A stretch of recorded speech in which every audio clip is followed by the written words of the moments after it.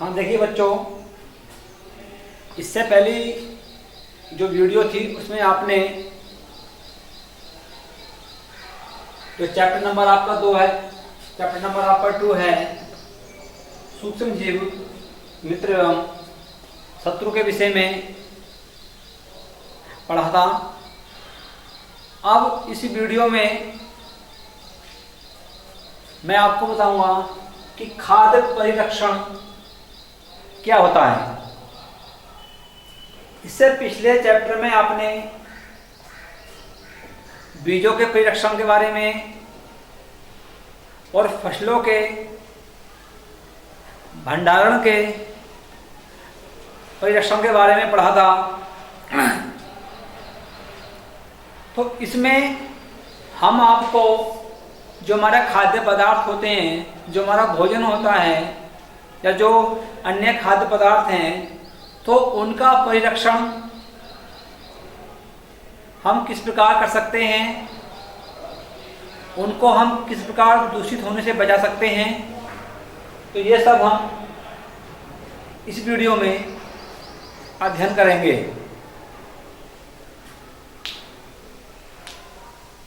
देखिए, जैसे हमने पिछले चैप्टर में बीजों के परिरक्षण के बारे में या भंडारण के परिरक्षण के बारे में पढ़ा था, तो ऐसे ही जो हमारा भोजन होता है, तो उस भोजन का परिरक्षण हम किस प्रकार कर सकते हैं, कैसे कर सकते हैं। देखिए, यदि आपका भोजन है और उस भोजन को आप खुले में छोड़ दें, तो आप क्या देखेंगे कि उस भोजन के ऊपर कुछ जीवाणु या कवक आक्रमण करते हैं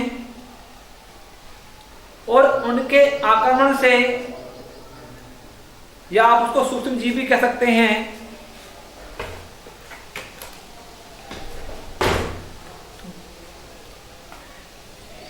उसके आक्रमण से जो हमारा भोज्य पदार्थ होते हैं वो खराब हो जाते हैं। अर्थात कहने का मतलब यो है कि सूक्ष्म जीव हमारे जो भोजन होता है उसको खराब कर देते हैं, हमारे भोजन की गंध बदल जाती है, स्वाद बदल जाता है, अर्थात हमारा जो भोजन होता है वो दूषित हो जाता है। अब हमें उस भोजन को दूषित होने से बचाने के लिए क्या उपाय करने चाहिए, उसका क्या मेथड है,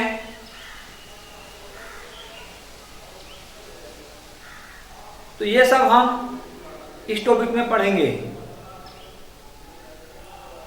देखिए, जो आपके कवक होते हैं या आपके अन्य सूक्ष्म जीव होते हैं, जो जीव यानी कि जो हमारा भोजन है, जो हमारे खाद्य पदार्थ हैं, तो उनको खराब करते हैं, तो उनको खराब होने की जो क्रिया है ये भी एक रासायनिक क्रिया है। क्या है? एक रासायनिक क्रिया है।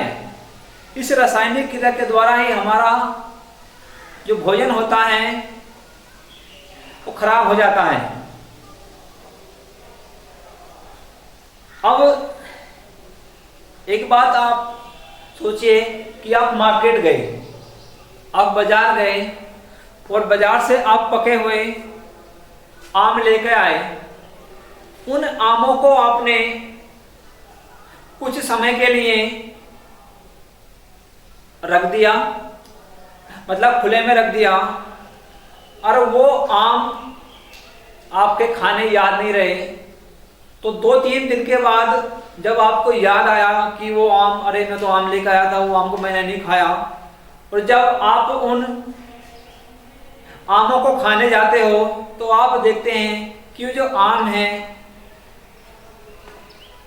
वो खराब हो जाते हैं,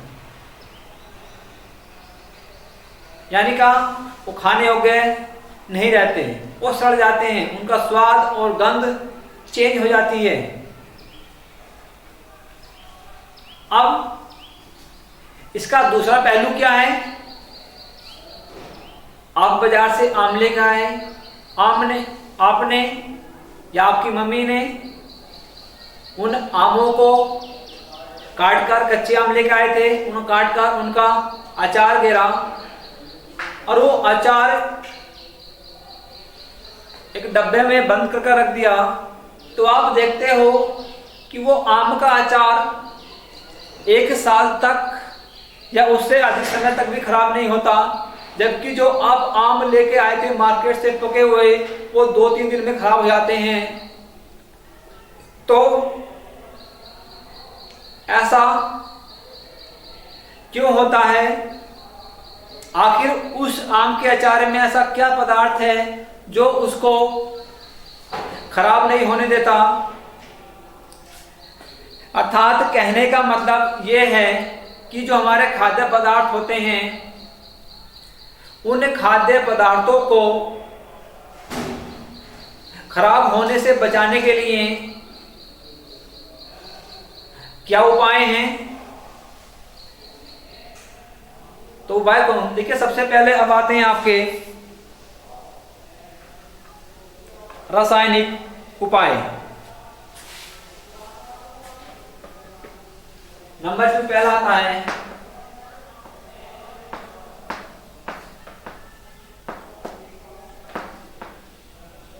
रासायनिक उपाय।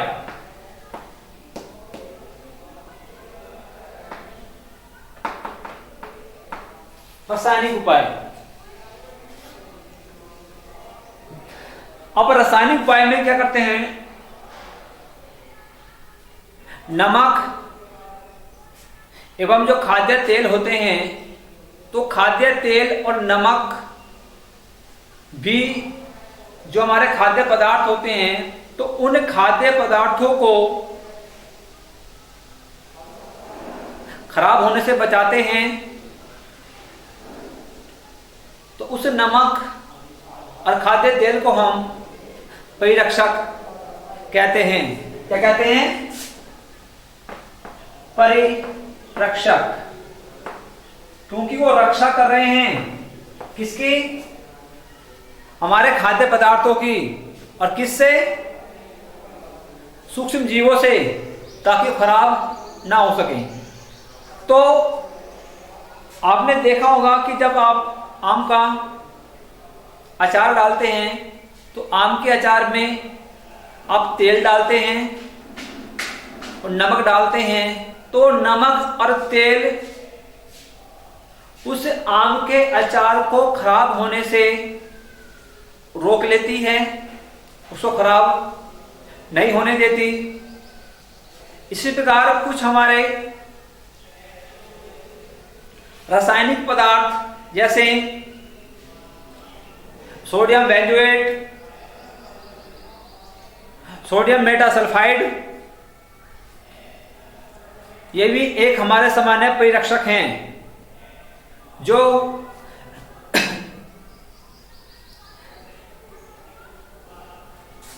खाद्य पदार्थों को दूषित होने से रोकते हैं।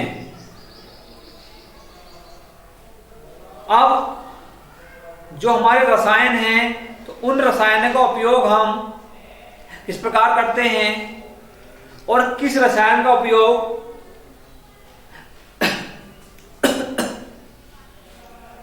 किन खाद्य पदार्थों के परिरक्षक में किया जाता है? सबसे पहले आता है आपका नंबर 1 हेडिंग है,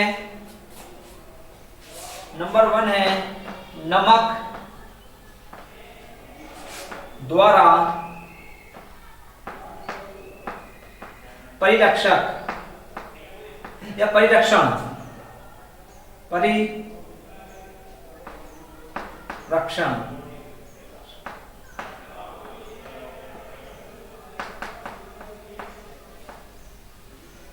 अब देखिए, नमक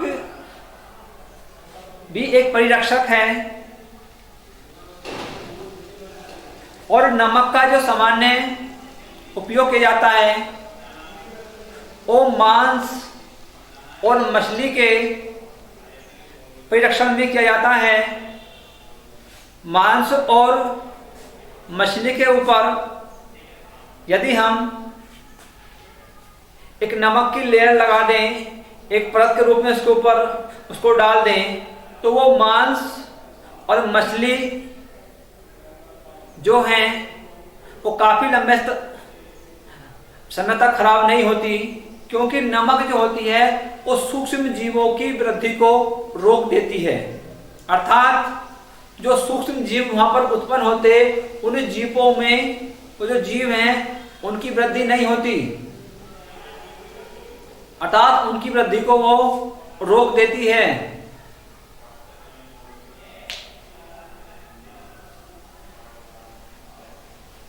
नमक का उपयोग आम, आंवला, इमली आदि के परिरक्षण में भी किया जाता है।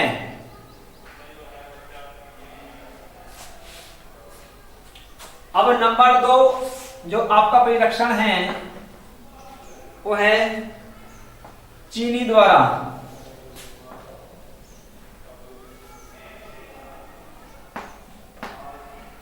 चीनी द्वारा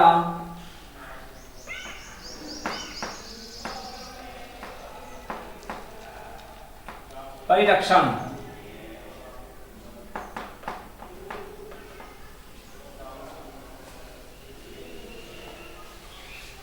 अब चीनी भी एक आपका परिरक्षक है। जो आपके जेम बनते हैं, जेम देखे होंगे, या जेली बनती है, तो उनके परिरक्षण के लिए चीनी का उपयोग किया जाता है। जो चीनी होती है वो खाद्य पदार्थों की नमी को अवशोषित कर लेती है, और जब खाद्य पदार्थों में नमी नहीं होती तो वहां पर सूक्ष्म जीव उत्पन्न नहीं होते, और जब सूक्ष्म जीव उत्पन्न नहीं होंगे तो जो हमारे खाद्य पदार्थ हैं वो खाद्य पदार्थ खराब नहीं होते। तो चीनी भी एक हमारा परिरक्षक है। यह खाद्य पदार्थों का परिरक्षण करता है। अब इसी में अगला आता है तेल एवं सिरके द्वारा परिरक्षण।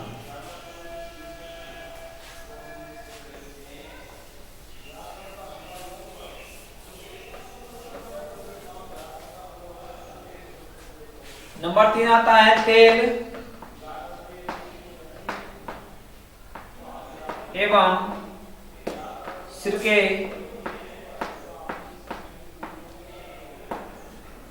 द्वारा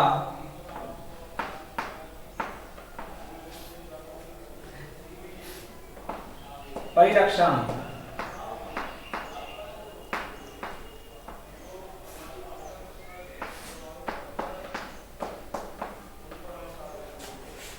अब तेल और सिरका भी आपके परिरक्षक पदार्थ हैं। ये भी हमारे खाद्य पदार्थों को संदूषित होने से रोकते हैं। जैसे कि आपने देखा होगा कि आपकी मम्मी ने या आपकी दादी ने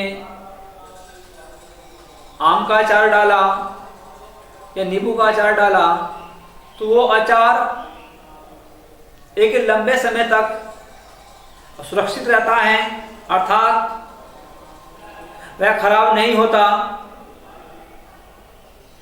ऐसा क्यों होता है? क्योंकि अचार के अंदर या तो हम जो हमारे खाद्य तेल होते हैं, सरसों का तेल या लैटे का तेल, इन तेलों का उपयोग करते हैं, या कुछ अचार में हम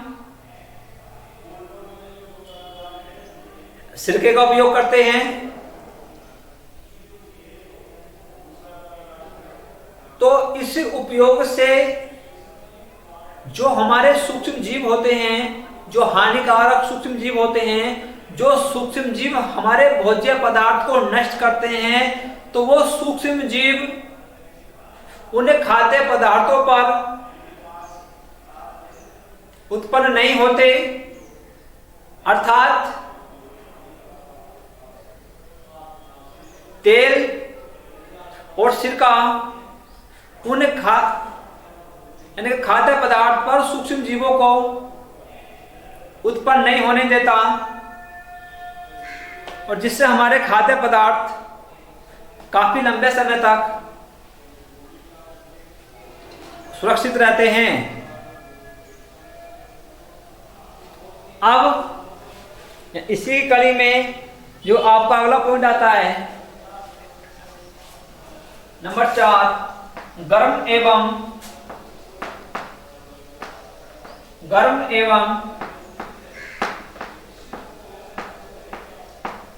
ठंडा करना।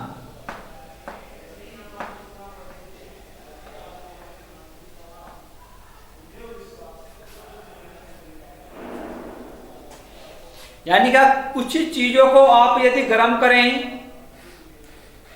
तो आपकी सुरक्षित रहती हैं, और यदि कुछ चीजों को आप ठंडा करें, यानी कुछ खाद्य पदार्थों को आप ठंडे में रखें, जैसे कि आपके फ्रिज वगैरह में रखें, तो वहां भी खराब